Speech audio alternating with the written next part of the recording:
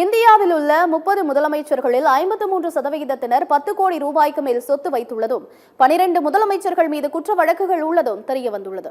ADR எனப்படும் ஜனநாயக சீர்திருத்த சங்கம் கடைசியாக நடந்து முடிந்த சட்டமன்ற தேர்தல்கள், இடைத்தேர்தல்கள் ஆகியவற்றின் அடிப்படையில் ஆய்வு மேற்கொண்டது.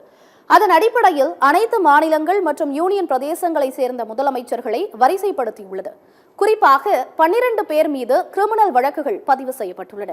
நாட்டிலேயே மிகவும் குறைந்த சொத்து மதிப்பை கொண்ட முதலமைச்சர்கள் பட்டியலில் மேற்கு வங்க முதலமைச்சர் மம்தா பானர்ஜி கடைசி இடத்தை பிடித்துள்ளார். இவருக்கு சுமார் 15 லட்சம் ரூபாய் மதிப்பில் மட்டுமே சொத்துகள் இருக்கின்றன. அதிக சொத்து கொண்ட முதலமைச்சராக ஆந்திராவைச் சேர்ந்த சந்திரபாபு நாயுடு உள்ளார். 931 கோடி ரூபாய் அளவிற்கு சந்திரபாபு நாயுடு சொத்து வைத்திருக்கிறார். அருணாச்சல பிரதேசத்தை சேர்ந்த பெமா காண்டு 332 கோடி ரூபாய் சொத்துடன் 2ஆம் இடத்திலும், கர்நாடகாவின் சித்தராமையா 51 கோடி ரூபாய் சொத்துடன் 3ஆம் இடத்திலும் உள்ளனர். இந்த பட்டியலில் தமிழக முதலமைச்சர் மு க ஸ்டாலின் 8 கோடி ரூபாய் சொத்துடன் 14வது இடத்தில் இருக்கிறார்.